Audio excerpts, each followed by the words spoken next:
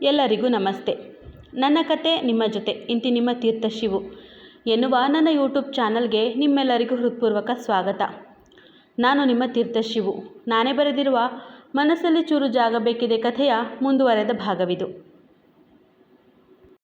ಋಷ್ ಮತ್ತು ಋತ್ವಿ ಫರ್ಹಾನ್ನ ಮನೆಗೆ ಊಟಕ್ಕೆ ಬರ್ತಾರೆ.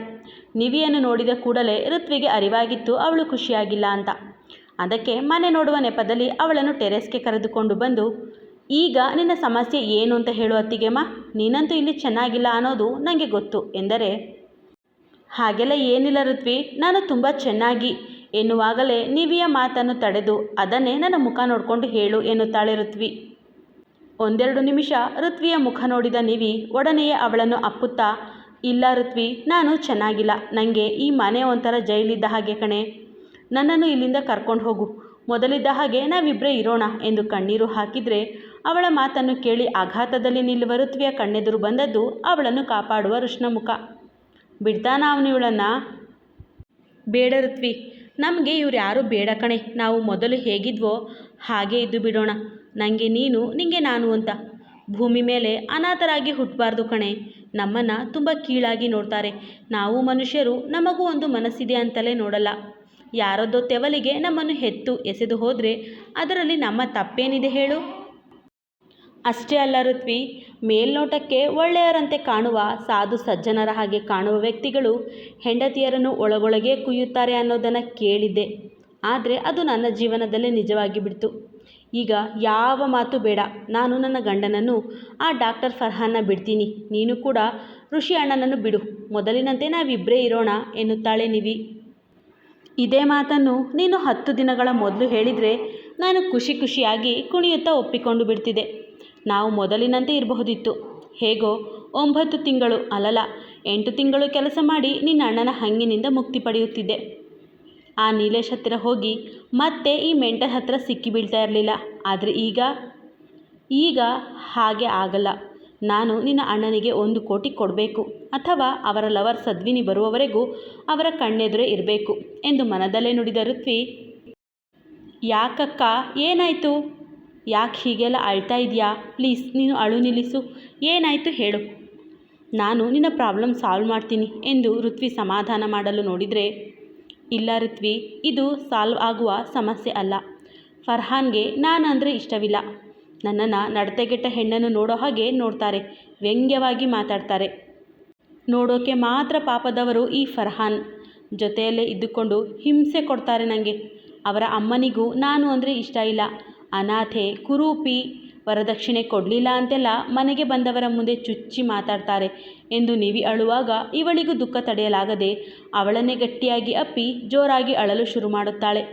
ನಡತೆಗೆಟ್ಟವಳು ಎನ್ನುವ ಮಾತು ಎಷ್ಟು ನೋವು ಕೊಡುತ್ತದೆ ಎನ್ನುವುದು ಅವಳಿಗಿಂತ ಹೆಚ್ಚಾಗಿ ಬೇರೆ ಯಾರಿಗೆ ತಾನೇ ತಿಳಿದಿರಲು ಸಾಧ್ಯ? ಇಬ್ಬರು ಅಳಲು ಶುರು ಮಾಡಿ 10 ನಿಮಿಷದ ನಂತರ, ಲೇ ಇವಳೇ ಎನ್ನುತ್ತಾ ಬರುವ ಋಷ್ಗೆ ತನ್ನ ಕಡೆ ಮುಖ ಮಾಡಿದ್ದ ಋತ್ವಿ ಅಳುವುದು ಮಾತ್ರವೇ ಕಂಡಿದ್ದು. ಆದರೆ ಅವನ ಧ್ವನಿ ಕೇಳಿ ಬೇಗ ಮುಖ ಒರೆಸಿಕೊಂಡ ನಿವಿ, ಋತ್ವಿ ಪ್ಲೀಸ್ ಇವತ್ತು ಇಲ್ಲಿಯೇ ಇರು, ನನ್ನ ನೋವನ್ನು ನಿನ್ನ ಹತ್ರ ಹೇಳ್ಕೋಬೇಕು ಎಂದಾಗ ಅಳುತ್ತಲೇ ಒಪ್ಪಿಗೆ ಕೊಡುತ್ತಾಳೆ ಋತ್ವಿ.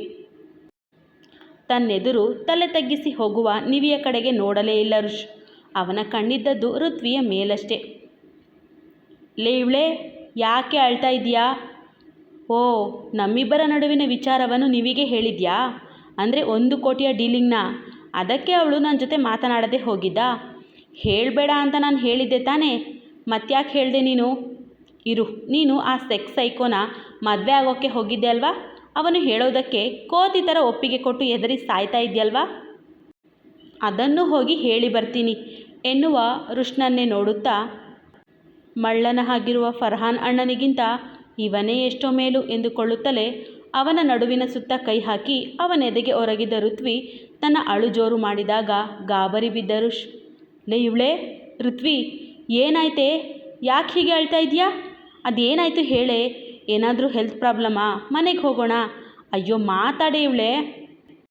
ನೀನು ಹೀಗೆ ಲೀಕ್ ಆಗಿರುವ ಸಿಂಟ್ಯಾಕ್ಸ್ ಥರ ಕಣ್ಣೀರು ಹಾಕಿದರೆ ನನಗೆ ಏನೂ ಅರ್ಥ ಆಗಲ್ಲ ಎನ್ನುತ್ತಿದ್ದವನಿಂದ ದೂರ ಸರಿದ ಋತ್ವಿ ಮತ್ತೆ ಅವನನ್ನೇ ನೋಡಲು ಅವಳ ಕಣ್ಣನ್ನು ಒರೆಸುತ್ತಾ, ಏನಾಯ್ತೆ ಎಂದು ಮೃದುವಾಗಿ ಕೇಳುತ್ತಾನೆ ಋಷ್.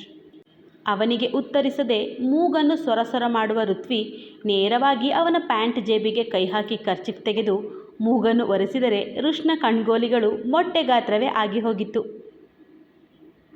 ಓ ಮೈ ಗುಡ್ನೆಸ್, ಜೀವವೇ ಬಾಯಿಗೆ ಬಂದಿತ್ತಲ್ಲ ಹೆಗಣ. ಬಾಯಿ ಬಿಟ್ಟು ಕರ್ಚಿಫ್ ಕೊಡು ಅನ್ನೋಕ್ಕೆ ಏನಾಗಿತ್ತೆ ನಿಂಗೆ? ಯಪ್ಪ, ಒಂದು ಸೆಕೆಂಡ್ ನನಗೆ ಶಾಕ್ ಆಯಿತು. ಈಗ ಶಾಕ್ ಕೊಡೋದು ಎಂದು ರುಷ್ ಒಂದೇ ಸಮನೆ ಬೈಯುವಾಗ, ನಾನು ನಿನ್ನನ್ನು ಬಿಟ್ಟು ಹೋದರೆ ಏನು ಮಾಡ್ತೀಯಾ ಎಂದು ಕೇಳುತ್ತಾಳೆ ಋತ್ವಿ. ಏನಂದೆ? ಇನ್ನೊಂದು ಸಲ ಹೇಳು ಎಂದವನಿಗೆ ಅದಾಗಲೇ ಕೋಪ ಬಂದಿತ್ತು. ನೀನು ಹೀಗೆ ಕೋಪ ಮಾಡ್ಕೋಬೇಡ, ಮೊದಲು ನನ್ನ ಮಾತನ್ನು ಕೇಳು ಎನ್ನುತ್ತಾ ಅವನ ಕೈ ಹಿಡಿದ ಋತ್ವಿ, ನಿವಿ ಅತ್ತಿಗೆ ಮತ್ತು ಫರ್ಹಾನ್ ಅಣ್ಣನ ಮಧ್ಯೆ ಏನೂ ಸರಿಯಿಲ್ಲ. ಅವರ ಅಮ್ಮ ಕೂಡ ಏನೇನೋ ಹಿಂಸೆ ಕೊಡ್ತಾ ಇದ್ದಾರೆ ಅನಿಸುತ್ತೆ. ಅದಕ್ಕೆ ನಿವಿ ಅತ್ತಿಗೆ ಏನು ಹೇಳಿದ್ದು ಗೊತ್ತಾ ಎನ್ನುತ್ತಾ ಅವಳು ಹೇಳಿದ್ದನ್ನು ಪೂರ್ತಿಯಾಗಿ ಹೇಳುವ ಋತ್ವಿ, ಈಗ ನೀನೇ ಹೇಳು, ನಾನೇನು ಮಾಡಬೇಕು? ಅತ್ತಿಗೆ ಹೇಳಿದ ಥರ ನಾನು ನಿನ್ನನ್ನು ಬಿಟ್ಟು ಮೊದಲಿನ ಹಾಗೆ ಕೆಲಸ ಮಾಡಿ ನಿನ್ನ ಸಾಲ ತೀರಿಸಿದರೆ ಓಕೆನಾ ಎಂದು ತಲೆ ತಗ್ಗಿಸಿದರೂ ಕೇವಲ ಕಣ್ಣುಗಳನ್ನು ಮಾತ್ರ ಎತ್ತಿ ಅವನತ್ತ ನೋಡುತ್ತಾಳೆ. ಅತ್ತಿಗೆ ಮಾತು ಕೇಳಿಕೊಂಡು ನನ್ನನ್ನು ಬಿಟ್ಟು ಹೋಗೋ ಯೋಚನೆ ಮಾಡಿದರೆ ಸುತ್ತಿಗೆ ತಗೊಂಡು ಬಿಡ್ತೀನಿ ಮಗಳೇ. ಅಷ್ಟೇ ಅಲ್ಲ, ನೀನು ಎಲ್ಲಿಗೆ ಹೋದರೂ ನಾನಂತೂ ನಿನ್ನನ್ನು ಬಿಡುವ ಮಗನೇ ಅಲ್ಲ. ಓಹೋ, ಅತ್ತಿಗೆನಾದ್ನಿ ಇಬ್ಬರು ಮದುವೆಯನ್ನು ಮಕ್ಕಳಾಟ ಮಾಡಿದರೆ ಹೇಗೆ? ಅವಳು ನನ್ನ ಗಂಡನನ್ನು ನಾನು ಬಿಡ್ತೀನಿ, ನಿನ್ನ ಗಂಡನನ್ನು ನೀನು ಬಿಡು ಅಂತ ಹೇಳೋದಂತೆ, ಇವಳು ಅದಕ್ಕೆ ನನ್ನ ಹತ್ರ ಪರ್ಮಿಷನ್ ಕೇಳೋದಂತೆ. ಹಾಗೇನಾದರೂ ಯೋಚನೆ ಬಂದರೂ ನಿನ್ನ ತಲೆಯಿಂದ ತೆಗೆದು ಬಿಡಿ ಇವಳೆ, ಇಲ್ಲಾಂದರೆ ನಿನ್ನ ಕೈ ಕಾಲು ಮುರಿದು ರೂಮಲ್ಲಿ ಕೂಡಿ ಹಾಕ್ತೀನಿ ಅಷ್ಟೇ ಎಂದು ಗಡುಸಾಗಿ ಹೇಳುತ್ತಾನೆ ರುಷ್. ಓಹೋಹೋ, ಮುರಿದು ಬಿಡ್ತೀಯಾ? ನಾನೇನು ಕಬ್ಬಿನ ಜಲ್ಲೆ ನೀನು ಮುರಿದು ಬಿಡೋಕೆ? ಹೋಗೋ ಹಂದಿ, ನನ್ನ ಕೈಕಾಲು ಮುರಿದು ಬಿಟ್ಟರೆ ನನ್ನ ಸೇವೆ ಯಾರು ಮಾಡ್ತಾರೆ ಎಂದು ಗುರಾಯಿಸುವ ಋತ್ವಿಯ ಎದೆಯ ಮೇಲಿದ್ದ ಅರಿಶಿನ ದಾರವನ್ನು ಹಿಡಿದ ರುಷ್. ಇದನ್ನು ನಿನಗೆ ಕಟ್ಟಿದ್ದೀನಿ ಅಂದಮೇಲೆ ನಿನ್ನ ಕಷ್ಟ ಸುಖ ಎಲ್ಲವೂ ನನಗೆ ಸೇರಿದ್ದು. ಹಾಗಿದ್ಮೇಲೆ ನಿನ್ನ ಸೇವೆಯನ್ನು ಕೂಡ ನಾನೇ ಮಾಡ್ತೀನಿ ಬಿಡು ಎನ್ನುತ್ತಾನೆ. ಅವನ ಮಾತಲ್ಲಿ ವ್ಯಂಗ್ಯ ಅಣಕ ಯಾವುದೂ ಇರಲಿಲ್ಲ. ಬದಲಾಗಿ ಗಂಭೀರವಾಗಿ ಸಹಜವಾಗಿಯೇ ಹೇಳಿದ್ದ. ಅವನ ಈ ಮಾತಿಗೆ ಅವಳು ಮೌನಿ. ಕೆಲ ನಿಮಿಷದ ಬಳಿಕ, ಮತ್ತೆ ಅತ್ತಿಗೆ ಇವತ್ತು ಇಲ್ಲಿಯೇ ಉಳಿಯಲು ಹೇಳಿದ್ದಾಳೆ, ನಾನು ಇವತ್ತು ಇಲ್ಲೇ ಇರಲಾ? ಅವಳ ಸಮಸ್ಯೆ ಏನು ಅಂತ ಕೇಳೋಣ ಎಂದ ಋತ್ವಿಗೆ, ಇಬ್ಬರು ಉಳಿಯೋಣ. ಬರೀ ಸಮಸ್ಯೆ ಕೇಳೋದು ಮಾತ್ರ ಅಲ್ಲ, ಪರಿಹಾರ ಕೂಡ ಕೊಡೋಣ. ನೀನು ಅವಳ ಸಮಸ್ಯೆಯ ಬಗ್ಗೆ ಹೇಳಿದಾಗಲೇ ನಾನು ತೀರ್ಮಾನ ಮಾಡಿದೆ ಅವರಿಬ್ಬರ ನಡುವಿನ ಸಮಸ್ಯೆ ಬಗ್ಗೆ ತಿಳಿಬೇಕು ಅಂತ ಎಂದ ರುಷ್ನ ಕೈ ಹಿಡಿಯುತ್ತಾ. ತುಂಬ ಥ್ಯಾಂಕ್ಸ್ ಅತ್ತಿಗೆಗೆ ಸಹಾಯ ಮಾಡ್ತಾ ಇರುವುದಕ್ಕೆ. ನಿನಗೆ ಅತ್ತಿಗೆ ಅಂದರೆ ತುಂಬ ಇಷ್ಟ ಅಂತ ನನಗೆ ಗೊತ್ತಿತ್ತು ಎನ್ನುವ ಋತ್ವಿಯ ಕೈ ಮೇಲೆ ತನ್ನ ಕೈ ಇಡುತ್ತಾ, ಮಾಡಲೇಬೇಕಲ್ಲ ಬಿಳಿ ಹೆಗ್ಣ, ಇಲ್ಲಾಂದರೆ ಅವಳ ಜೊತೆ ಹೋಗ್ತೀನಿ ಅಂತ ನೀನು ಕುಣಿತಾ ಇದೆಯಲ್ಲ, ಈ ಪುಟ್ಟ ಪಿಶಾಚಿ ಮೇಲೆ 1 ಕೋಟಿ ಸಾಲ ಇದೆಯಲ್ಲ ನನಗೆ ಎಂದು ನಗುತ್ತಾ ಕಣ್ಣು ಹೊಡೆಯುವ ರುಷ್ನ ಮಾತಿಗೆ, ಏನಿಲ್ಲ, ನೀನು ನನ್ನೊಬ್ಬಳನ್ನು ಬಿಟ್ಟು ಬೇರೆಲ್ಲ ಹೆಣ್ಣು ಮಕ್ಕಳ ವಿಷಯದಲ್ಲಿ ಬಹಳ ಒಳ್ಳೆಯವನು ಅಂತ ನನಗೂ ಗೊತ್ತು ಎನ್ನುತ್ತಾಳೆ ಋತ್ವಿ. ಹೌದಾ? ಇದೇನೋ ಹೊಸ ವಿಷಯಪ್ಪ. ಯಾರೇ ಹೇಳಿದ್ದು ನಾನು ಒಳ್ಳೆಯವನು ಅಂತ ಎನ್ನುತ್ತಾ ಅವಳ ಕೈ ಹಿಡಿದೆ ಮನೆಯ ಕಡೆ ಹೆಜ್ಜೆ ಹಾಕುವ ರುಷ್ನ ಹೆಜ್ಜೆಗೆ ತನ್ನ ಹೆಜ್ಜೆ ಸೇರಿಸುತ್ತಾ, ಎಲ್ಲರೂ ಹೇಳ್ತಾರೆ ನಿಂಗೆ ಕೋಪ ಅಹಂಕಾರ ಸ್ವಲ್ಪ ಹೆಚ್ಚು ಇದೆ ಅನ್ನೋದು ಬಿಟ್ಟರೆ ಹುಡುಗಿಯರ ವಿಷಯದಲ್ಲಿ ನೀನು ಜೆಮ್ ಆಫ್ ಅ ಪರ್ಸನ್ ಅಂತಾರೆ ಎಲ್ಲರೂ. ಯಾವ ಹೆಣ್ಣನ್ನು ಕೆಟ್ಟ ದೃಷ್ಟಿಯಲ್ಲಿ ನೋಡಲ್ಲ. ಯಾರೇ ಹೆಣ್ಣು ಮಕ್ಕಳು ಸ್ವಲ್ಪ ಕಷ್ಟ ಅಂದರೂ, ಆರೋಗ್ಯ ಸರಿಯಿಲ್ಲ ಅಂದರೂ ಅವರ ಅಣ್ಣನ ತಮ್ಮನ ಸ್ಥಾನದಲ್ಲಿ ನಿಂತು ಸಹಾಯ ಮಾಡ್ತೀಯಾ ಅಂತ. ಆದರೆ ನನ್ನ ವಿಷಯದಲ್ಲಿ ಮಾತ್ರ ನೀನು ಉಲ್ಟಾ. ನನ್ನ ವಿಷಯದಲ್ಲಿ ನೀನು ಜೆಮ್ ಆಫ್ ಅ ಪರ್ಸನ್ ಅಲ್ಲ, ಸನ್ ಆಫ್ ಫೆವಿಕಾಲ್ ಡಬ್ಬ ಎನ್ನುತ್ತಾಳೆ ಋತ್ವಿ. ಅವಳ ಮಾತಿಗೆ ತುಟಿ ಕಚ್ಚಿ ನಗುವ ರುಷ್, ನನ್ನ ಕರ್ಚೀಫ್ನ ಗಲೀಜು ಮಾಡಿದೆ ಅಲ್ವಾ, ಅದಕ್ಕೆ ನಿನಗೆ ಪನಿಷ್ಮೆಂಟ್ ಕೊಡಬೇಕು ಅಂದ್ಕೊಂಡೆ ಆಗಲೇ, ಆದರೆ ಮರ್ತು ಹೋಯಿತು. ಬಟ್ ಈಗ ನೆನಪಿಗೆ ಬಂತು ಎಂದರೆ, ಪನಿಷ್ಮೆಂಟ್ ಕೊಡುವುದಕ್ಕೂ ಪಡೆಯುವುದಕ್ಕೂ ಇದು ಸಮಯವಲ್ಲ ಎಂದು ಬೇಗ ಬೇಗ ಹೆಜ್ಜೆ ಹಾಕುತ್ತಾಳೆ ಋತ್ವಿ. ಅವಳನ್ನು ಕಂಡು ಮತ್ತೆ ಮತ್ತೆ ಇವನಿಗೆ ನಗು. ಮನೆಯೊಳಗೆ ಬಂದ ರುಷ್ ಮತ್ತು ಋತ್ವಿ ಸೂಕ್ಷ್ಮವಾಗಿ ಫರ್ಹಾನ್, ನಿವಿ ಮತ್ತು ಫರ್ಹಾನ್ನ ಅಮ್ಮನನ್ನು ಗಮನಿಸಲು ಶುರು ಮಾಡಿದರು. ನಿವಿ ಹೇಳಿದ್ದು ಸತ್ಯ ಎಂದು ತಿಳಿಯುವುದಕ್ಕೆ ಹೆಚ್ಚಿನ ಸಮಯ ಹಿಡಿಯಲಿಲ್ಲ ಅವರಿಗೆ. ಇವರಿಬ್ಬರದ್ದು ಆಕಸ್ಮಿಕ ಮದುವೆಯೇ ಆದರೂ ಇವರ ನಡುವೆ ಸಣ್ಣ ಪುಟ್ಟ ಕಿರಿಕ್, ಕಣ್ಣು ಸನ್ನೆಯಲ್ಲೇ ಜೋರು ಮಾಡುವುದು ಎಲ್ಲವೂ ಇದೆ. ಆದರೆ ಫರ್ಹಾನ್ ಮತ್ತು ನಿವಿ ಪರಸ್ಪರ ಒಪ್ಪಿ ಮದುವೆ ಆದರೂ ಅವರ ನಡುವೆ ಸಣ್ಣ ಕಣ್ಸಲಿಗೆ ಕೂಡ ಇರಲಿಲ್ಲ. ಫರ್ಹಾನ್ನ ಅಮ್ಮ ಕೂಡ ಇವರೆದುರು ನಿವಿಯ ಜೊತೆ ನಗ್ತಾ ಮಾತಾಡಿದರೆ, ಅವರಿಬ್ಬರು ಅಡುಗೆ ಮನೆಗೆ ಹೋದರೆ ನಿವಿ ತಾನೇ ಮಾತನಾಡಿಸಿದ್ರು ಅವರು ಮುಖದಪ್ಪ ಮಾಡುತ್ತಿದ್ದರು. ಊಟದ ನಂತರ, ಫರ್ಹಾನ್, ನಿನ್ನ ಅಭ್ಯಂತರವೇನೂ ಇಲ್ಲವಾದರೆ ನಿವಿಯನ್ನು ಕರ್ಕೊಂಡು ಹೋಗ್ತೀನಿ ಕಣೋ, 1-2 ದಿನದ ಮಟ್ಟಿಗೆ ನಮ್ಮೊಂದಿಗೆ ಇರಲಿ ಬಿಡು ಎನ್ನುವ ರುಷ್ ಕಡೆಗಣ್ಣಿನಲ್ಲಿ ನಿವಿಯನ್ನು ನೋಡಲು ಪಾಪದ ಹುಡುಗಿಯ ಮುಖ ಖುಷಿಯಿಂದ ಅರಳಿತ್ತು. ಆಗ ಫರ್ಹಾನ್, ಹೇ ಬೇಡ ಮಗ, ಮೊದಲೇ ಅಮ್ಮನಿಗೆ ಆರೋಗ್ಯ ಸರಿಯಿಲ್ಲ, ನಾನು ನೈಟ್ ಡ್ಯೂಟಿಗೆ ಹೋದರೆ ಅವರನ್ನು ನೋಡಿಕೊಳ್ಳುವುದಕ್ಕೆ ನೀವೇ ಇರಬೇಕು ಎಂದಾಗ, ಏನೋ ಮಗ ನಿನ್ನ ಮಾತಿನ ಅರ್ಥ, ನನ್ನ ತಂಗಿ ನರ್ಸ್ ಕೆಲಸ ಮಾಡ್ತಾಳೆ ಅಂತ ಅವಳನ್ನು ಆಂಟಿಗೆ ನರ್ಸ್ ಮಾಡಿದ್ದೀಯಾ? ನಾನೇನೋ ನೀನು ಪ್ರೀತಿಯಿಂದ ಇಲ್ಲ ಮಗ ನನ್ನ ಹೆಂಡತಿ ನನ್ನ ಜೊತೆ ಇರಲಿ, ಅವಳನ್ನು ಬಿಟ್ಟಿರೋಕ್ಕೆ ಸಾಧ್ಯವಿಲ್ಲ ಅಂತೀಯ ಅಂದುಕೊಂಡ್ರೆ, ನೀನು ನೋಡಿದರೆ ಅವಳನ್ನು ಮನೆಯ ಕೆಲಸಕ್ಕೆ ಇರುವ ಹಾಗೆ ಹೇಳ್ತಾ ಇದ್ದೀಯಾ? ಅದೇ ಈಗ ನನ್ನನ್ನು ಕೇಳಿ ನೋಡು, ನಿನ್ನ ಹೆಂಡತಿ ಒಂದೆರಡು ದಿನ ನಿನ್ನಿಂದ ದೂರ ಇರಲಿ ಅಂತ. ನೋ, ನೆವರ್, ಚಾನ್ಸೇ ಇಲ್ಲ. ಅವಳನ್ನು ಬಿಟ್ಟಿರಲು ಸಾಧ್ಯವಿಲ್ಲ ಅಂತ ನೇರವಾಗಿ ಹೇಳ್ತೀನಿ ಗೊತ್ತಾ ಎಂದು ಹಾಸ್ಯವಾಗಿ ತುಸು ವ್ಯಂಗ್ಯವಾಗಿಯೇ ಹೇಳುತ್ತಾನೆ ರುಷ್. ಅವನ ಮಾತಿಗೆ ಫರ್ಹಾನ್ ಪೆಚ್ಚಾದರೆ ಅವನಮ್ಮ, ಹೋಗ್ಲಿ ಬಿಡು ಬೇಟಾ, ಪಾಪ ಅವಳಿಗೂ ತವ್ರ ಮನೆ ಅಂತ ಯಾವುದಿದೆ ಹೇಳು, ಹೋಗಿ ಬರಲಿ ಬಿಡು ಎನ್ನುತ್ತಾರೆ. ಒಂದು ಅರ್ಧ ಗಂಟೆಯ ಹೊತ್ತಿಗೆ ರೆಡಿಯಾಗಿ ಆಚೆಗೆ ಬರುವ ನಿವಿ ಫರ್ಹಾನ್ಗಾಗಲಿ ಅವನ ತಾಯಿಗಾಗಲಿ ಹೋಗಿ ಬರ್ತೀನಿ ಅಂತ ಹೇಳಲೇ ಇಲ್ಲ. ಬದಲಾಗಿ ಋತ್ವಿಯ ಕೈ ಹಿಡಿದು ಸೀದಾ ರುಷ್ನ ಕಾರ್ ಬಳಿಗೆ ಹೋಗುತ್ತಾಳೆ. ಫರ್ಹಾನ್ ಕಾರಿನ ಬಳಿ ಬಂದು, ನಿವೇದಿತಾ, ಯಾವಾಗ ವಾಪಸ್ ಬರ್ತೀಯಾ ಎಂದರೆ, ಇನ್ಯಾವತ್ತೂ ವಾಪಸ್ ಬರಲ್ಲ ಡಾಕ್ಟರ್ ಎಂದೇ ಬಿಡುತ್ತಾಳೆ ನಿವೇದಿತಾ. ಅವಳ ಮಾತು ತಮಗೆ ಕೇಳಿದರೂ ಕೇಳಿಲ್ಲ ಎನ್ನುವಂತೆ ರುಷ್ ಮತ್ತು ಋತ್ವಿ ಅವರವರಲ್ಲೇ ಮಾತನಾಡುತ್ತಾ ಉಳಿದಾಗ, ಸುಮ್ಮನೆ ಸೀನ್ ಕ್ರಿಯೇಟ್ ಮಾಡಬೇಡ, ಇವತ್ತಿದ್ದು ನಾಳೆ ಹಾಸ್ಪಿಟಲ್ಗೆ ಬಾ, ಕೆಲಸ ಮುಗಿಸಿಕೊಂಡು ಒಟ್ಟಿಗೆ ಮನೆಗೆ ಬರೋಣ ಎಂದು ಹಲ್ಲು ಕಚ್ಚಿ ಹೇಳುತ್ತಾನೆ ಫರ್ಹಾನ್. ಅವನ ಮಾತು ಕೇಳಿದ ರುಷ್ ಮತ್ತು ಋತ್ವಿ ಮತ್ತೆ ಮುಖ ನೋಡುತ್ತಾರೆ. ಮನೆಗೆ ಬಂದ ನಂತರ, ಏನಂತ ಹೇಳಲಿ ಅಣ್ಣ, ನನ್ನ ಜೀವನ ಚೆನ್ನಾಗಿಲ್ಲ ಅಂತ ಹೇಳ, ನಿಮ್ಮ ಫ್ರೆಂಡ್ ಸೈಲೆಂಟಾಗೆ ನನ್ನನ್ನು ಸಾಯಿಸುತ್ತಿದ್ದಾರೆ ಅಂತ ಹೇಳ, ಅವರಮ್ಮನಿಗೆ ಹಣ ಬೇಕು, ವರದಕ್ಷಿಣೆ ಬೇಕು, ಸುಂದರವಾದ ಹುಡುಗಿ ಬೇಕು, ಅವರದ್ದೇ ಜಾತಿಯ ಅವರದ್ದೇ ಧರ್ಮದ ಹೆಣ್ಣು ಬೇಕು ಅಂತ ಹೇಳ ಎಂದು ಅಳುವ ನಿವಿಯನ್ನು ಋತ್ವಿ ಸಮಾಧಾನ ಮಾಡಿದರೆ, ನೋಡಮ್ಮ ನಿವಿ, ನೀನು ವಿಷಯವನ್ನು ಹೀಗಲ್ಲ ಹೀಗೆ ಅಂತ ಹೇಳದೆ ಹೋದರೆ ನನಗೆ ಅರ್ಥವಾಗಲ್ಲ. ಮತ್ತು ಫರ್ಹಾನ್ನ ನಾನು ಈಗಿಂದ ನೋಡ್ತಾ ಇಲ್ಲ, ಅವನು ನನ್ನ ಚೈಲ್ಡ್ಹುಡ್ ಫ್ರೆಂಡ್, ಬಹಳ ಒಳ್ಳೆಯ ಹುಡುಗ. ಅದಕ್ಕೆ ನಿಮ್ಮಿಬ್ಬರ ಮದುವೆ ಎಂದಾಗ ನಾನು ಖುಷಿಪಟ್ಟಿದ್ದು. ಮತ್ತು ಆಂಟಿಗೆ ಸ್ವಲ್ಪ ಹಣದ ಆಸೆ ಇದೆ ಅಂತ ಗೊತ್ತಿತ್ತು, ಅದಕ್ಕೆ ವರದಕ್ಷಿಣೆ ಕೊಡ್ತೀನಿ ಅಂತಲೂ ಹೇಳಿದ್ದು. ಹೋಗಲಿ, ಈಗ ಅದ್ಯಾವುದು ಬೇಡ, ನಿನ್ನ ಕತೆ ಹೇಳು ಎನ್ನುತ್ತಾನೆ ರುಷ್. ನಾವು ಹನಿಮೂನ್ಗೆ ಗೋವಾಗೆ ಹೋಗುವವರೆಗೂ ಎಲ್ಲವೂ ಚೆನ್ನಾಗೇ ಇತ್ತಣ್ಣ. ಅಲ್ಲಿಯವರೆಗೂ ಫರ್ಹಾನ್ ನನ್ನೊಡನೆ ಚೆನ್ನಾಗೇ ಮಾತಾಡ್ತಾ ನಗ್ತಾ ಇದ್ರು. ಆದರೆ ಗೋವಾದಲ್ಲಿ ನಿಮ್ಮ ಫ್ರೆಂಡ್ ಲೋಹಿತ್ ಸಿಕ್ಕಿದ ನಂತರ ಇವರು ಚೇಂಜ್ ಆಗಿದ್ದು.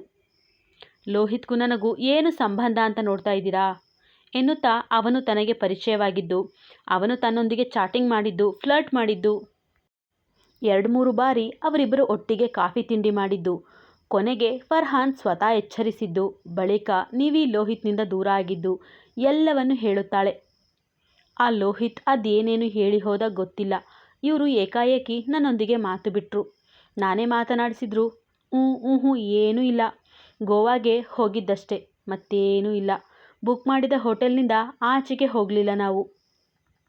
ಫರ್ಹಾನ್ ಮಾತ್ರ ಆಗಾಗ ಆಚೆಗೆ ಹೋಗಿ ಬರ್ತಾಯಿದ್ರು. ನಾನು ಒಮ್ಮೆ ಬೀಚ್ ಸೈಡ್ ಹೋಟೆಲ್ ಅಲ್ವಾ ಅಂತ ಬೀಚ್ ನೋಡಲು ಹೋಗಿದ್ದಕ್ಕೆ, ಯಾಕೆ ಒಳಗಡೆ ಇರೋದಕ್ಕೆ ಆಗಿಲ್ವಾ ನಿಂಗೆ, ಇಲ್ಲೂ ಯಾರಾದರೂ ಎಕ್ಸ್ ಬಾಯ್ ಫ್ರೆಂಡ್ಸ್ ಇದ್ದಾರಾ ನಿಂಗೆ ಎಂದು ಕೆಟ್ಟದಾಗಿ ಕೇಳಿಬಿಟ್ರು ಫರ್ಹಾನ್. ಮತ್ತೆ ನಾನು ಆಚೆಗೆ ಬರಲೇ ಇಲ್ಲ. ಹೆಸರಿಗೆ ಮಾತ್ರದ ಹನಿಮೂನ್ ಮುಗಿಯೋವರೆಗೂ ನಾನು ಹೋಟೆಲ್ನಲ್ಲಿ ಬಂದಿ. ಆದರೆ ನಿಜವಾದ ನರಕ ಸ್ಟಾರ್ಟ್ ಆಗಿದ್ದು ಅದರ ನಂತರವೇ. ಒಂದೇ ರೂಮಿನಲ್ಲಿದ್ದರೂ ಫರ್ಹಾನ್ ನನ್ನ ಜೊತೆಗೆ ಮಾತಾಡಲ್ಲ, ನಾನೇ ಮಾತನಾಡಿಸಿದ್ರು ಮಾತನಾಡಲ್ಲ. ಏನಾಯಿತು ನಿಮಗೆ, ನನ್ನಿಂದ ಏನಾದರೂ ತಪ್ಪಾಗಿದ್ರೆ ಬಾಯಿ ಬಿಟ್ಟು ಹೇಳಿ ಅಂದರೆ ನಿನ್ನನ್ನು ಮದುವೆ ಆಗಿ ಸರಿಪಡಿಸಲಾಗದ ತಪ್ಪು ಮಾಡಿದ್ದೀನಿ ನಾನು ಅಂತಾರೆ. ಅಕಸ್ಮಾತಾಗಿ ಅವರನ್ನು ಮುಟ್ಟಿದಾಗ ಅವರ ಸ್ಪರ್ಶವಾಗಿ ನಾನು ನಾಚಿದರೆ, ಏನೋ ಹೊಸದಾಗಿ ಗಂಡಿನ ಸ್ಪರ್ಶವಾದಾಗ ನಾಚುವ ಹಾಗೆ ನಾಚ್ತಾ ಇದೆಯಾ ಅಂತ ನನಗೆ ಈಗಾಗಲೇ ಬೇರೆ ಬೇರೆ ಗಂಡಸರ ಸಹವಾಸವಿದೆ ಎನ್ನುವ ಹಾಗೆ ಮಾತಾಡ್ತಾರೆ. ಮನೆಯಲ್ಲಿ ಒಂದೇ ಒಂದಕ್ಷರ ಮಾತಾಡಲ್ಲ. ನಾನೇ ಮೈ ಮೇಲೆ ಬಿದ್ದು ಮಾತನಾಡಿಸಲು ನೋಡಿದರೆ, ಯಾಕೆ ಗಂಡಸರ ಮಾತು ಸ್ಪರ್ಶ ಇಲ್ಲದೆ ಇರೋಕ್ಕೆ ಕಷ್ಟ ಆಗುತ್ತಾ ನಿಂಗೆ ಅಂತಾರೆ. ಹಾಸ್ಪಿಟಲ್ನಲ್ಲಿ ಎಲ್ಲರೆದುರು ನಾಟಕದ ಮಾತನಾಡಬೇಕು ಎನ್ನುವ ಕಾರಣಕ್ಕೆ ನನಗೆ ಡೇ ಡ್ಯೂಟಿ ಹಾಕಿ ಅವರು ನೈಟ್ ಡ್ಯೂಟಿ ತೆಗೆದುಕೊಳ್ತಾರೆ. ಆದರೂ ಅವರು ನನ್ನೆದುರು ಕಾಣುವ ಪ್ರತಿ ಸಲ ನಾನೇನು ತಪ್ಪು ಮಾಡಿದ್ದೀನಿ ಅಂತ ಒಂದು ಸಲ ಹೇಳಿ ನನ್ನ ತಪ್ಪನ್ನು ತಿದ್ದಿಕೊಳ್ತೀನಿ ಅಂದರೆ, ನೀನೇನು ತಪ್ಪು ಮಾಡಿಲ್ಲ ಬಿಡು, ನಿನ್ನನ್ನು ಕಟ್ಟಿಕೊಂಡು ನಾನೇ ತಪ್ಪು ಮಾಡಿದ್ದು. ಎಷ್ಟು ದಿನದಿಂದ ಈ ರೀತಿ ಬಲೆ ಬಿಸಿ ಕಾಯ್ತಾ ಇದ್ದೆ ಹೇಳು. ಒಳ್ಳೆ ಹುಡುಗ, ಡಾಕ್ಟರ್ ಬೇರೆ, ಶ್ರೀಮಂತ, ಒಳ್ಳೆಯ ಸಂಪಾದನೆ ಇದೆ ಅಂತ ಕತ್ತಲ ರಾತ್ರಿಯಲ್ಲಿ ನಿನ್ನೊಂದಿಗೆ ದೈಹಿಕವಾಗಿ ಬೆರೆಯುವಂತೆ ಮಾಡಿ ನನ್ನನ್ನು ಮದುವೆ ಆದೆ ಅಲ್ವಾ. ನಿಂಗೆ ಈ ರೀತಿ ಮೋಸ ಮಾಡಲು ನಾನೇ ಸಿಕ್ಕಿದ್ದ, ಬೇರೆ ಯಾರೂ ಸಿಕ್ಕಿಲ್ವಾ ಅಂತಾರೆ. ಒಂದು ವೇಳೆ ಇಬ್ಬರು ಒಂದೇ ಸಮಯದಲ್ಲಿ ಮನೆಯಲ್ಲಿರುವ ಸಂದರ್ಭ ಬಂದರೆ ನಾನು ಎಲ್ಲಿರ್ತೀನೋ ಅವರು ಅಲ್ಲಿರಲ್ಲ. ಅಕಸ್ಮಾತ್ ಅವರೆದುರು ದುಪ್ಪಟ್ಟ ಜಾರಿದರೆ, ಸೀರೆಯ ಸೆರಗು ಸರಿದರೆ ಈ ರೀತಿಯ ನಾಟಕವನ್ನು ನನ್ನ ಹತ್ರ ಇಟ್ಕೋಬೇಡ. ಒಂದು ಸಲ ಮಂಗ ಆಗಿದ್ದು ಸಾಕು, ನಾನು ಮತ್ತೆ ಮತ್ತೆ ಮಂಗ ಆಗಲ್ಲ. ಹುಡುಗರನ್ನು ಹೇಗೆ ಬುಟ್ಟಿಗೆ ಹಾಕೋಬೇಕು ಅನ್ನೋದು ನಿಮಗೆ ಚೆನ್ನಾಗೇ ಗೊತ್ತು ಅಂತ ನನ್ನನ್ನು ನಡತೆಗೆಟ್ಟವಳು ಒಬ್ಬಳು ವೇಶ್ಯೆ ಅನ್ನೋ ಹಾಗೆ ಹೇಳ್ತಾರೆ. ಹೇಳಿ ಅಣ್ಣ, ಯಾವ ಹೆಣ್ಣು ತಾನೇ ತನಗೆ ವೇಶ್ಯೆ ಅಂದರೆ ಸಹಿಸಿಕೊಳ್ತಾಳೆ? ಆ ಕ್ಷಣವೇ ನನ್ನ ಪ್ರಾಣ ಹೋಗಿಬಿಡಲಿ ಅನಿಸುತ್ತೆ ಎನ್ನುವ ನಿವಿಯ ಮಾತಿಗೆ ಅನಾಯಾಸವಾಗಿ ರುಷ್ನ ಕಣ್ಣುಗಳು ಹೋಗಿದ್ದು ಋತ್ವಿಯ ಕಡೆಗೆ. ಅವಳು ಕೂಡ ಕಣ್ಣು ತುಂಬಿಕೊಂಡು ಅವನನ್ನೇ ನೋಡಿದ್ರು. ಅವಳ ನೋಟದಲ್ಲಿ ನೀನು ಹೀಗೆ ತಾನೇ ಎನ್ನುವ ಅರ್ಥವಿತ್ತು. ಮಗನದ್ದು ಈ ಕಾಟ ಆದರೆ ಅಮ್ಮನದ್ದು ಇನ್ನೊಂದು ಥರ. ಫರ್ಹಾನ್ ಇದ್ದರೆ ಮಗಳೇ ಮಗಳೇ ಅಂತಾರೆ, ಇಲ್ಲಾಂದರೆ ನಾನು ಅವರ ಮನೆಯ ಕೆಲಸದ ಆಳಿಗೂ ಕಡೆ. ಮೊದಮೊದಲು ನೀನು ಅಡಿಗೆ ಚಂದ ಮಾಡಲ್ಲ ಎನ್ನುತ್ತಾ ಸಣ್ಣ ಕಿರಿಕ್ ತೆಗೆದು ಬರುತ್ತಾ ನೀನು ಯಾವ ಜಾತಿ ಕುಲವೋ ನನ್ನ ಮಗ ಒಪ್ಪಿದ ಅಂತ ನಿನ್ನನ್ನು ಮದುವೆ ಮಾಡಿಸಿಕೊಂಡಿದ್ದು. ಇಲ್ಲಾಂದರೆ ನಮ್ಮಲ್ಲೇ ಚಂದ ಚಂದದ ಹುಡುಗಿಯರು ಸಿಗ್ತಾಯಿದ್ರು. ನೀನು ನೋಡೋಕೆ ಕುರೂಪಿ, ಒಂಚೂರು ಚಂದ ಇಲ್ಲ. ಅದು ಹೇಗೆ ನನ್ನ ಮಗನನ್ನು ಬುಟ್ಟಿಗೆ ಹಾಕಿಕೊಂಡೆ? ಯಾರದೋ ತೆವಲಿಗೆ ನಿನ್ನನ್ನು ಹೆತ್ತು ಎಸೆದು ಹೋಗಿದ್ದಾರೆ.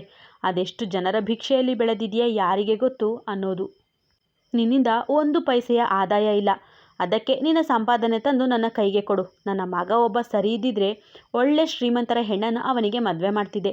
ಕೈ ತುಂಬ ವರದಕ್ಷಿಣೆ, ಅವನಿಗೆ ಕಾರು, ನನಗೆ ಒಡವೆ ಎಲ್ಲವೂ ಸಿಗ್ತಾ ಇತ್ತು.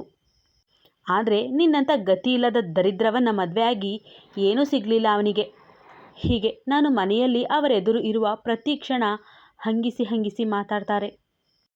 ಅದು ಕೂಡ ಅವರೊಬ್ಬರೇ ಅಲ್ಲ, ಅವರ ಅಕ್ಕಂದಿರು, ತಂಗಿಯರು, ಮಕ್ಕಳು ಎಲ್ಲರನ್ನು ಪ್ರತಿದಿನ ಕರೆಸುತ್ತಾರೆ. ಅವರೆಲ್ಲರ ಎದುರು ಹೀಗೆ ಹೇಳೋದು. ಅದರಲ್ಲೂ ಅವರೆಲ್ಲರಿಗೂ ತಿಂಡಿ ತೀರ್ಥದ ವ್ಯವಸ್ಥೆ ಮಾಡಿ ನನಗೆ ಸಾಕಾಗಿ ಹೋಗುತ್ತೆ. ಎಷ್ಟೇ ಮಾಡಿದರೂ ಕೆಲಸವೇ ಮುಗಿಯಲ್ಲ. ಒಂದರ ನಂತರ ಒಂದರಂತೆ ಕೆಲಸ ರೆಡಿ ಇಡ್ತಾರೆ. ಮತ್ತು ಏನೇ ಕೆಲಸ ಮಾಡಿದರೂ ಅದರಲ್ಲಿ ತಪ್ಪು ಹುಡುಕಿ ಬೈಯೋದು. ಅವರೆಲ್ಲ ಬರುವವರೆಗೆ ಇವರು ಮಾತ್ರ ಬೈತಾರೆ.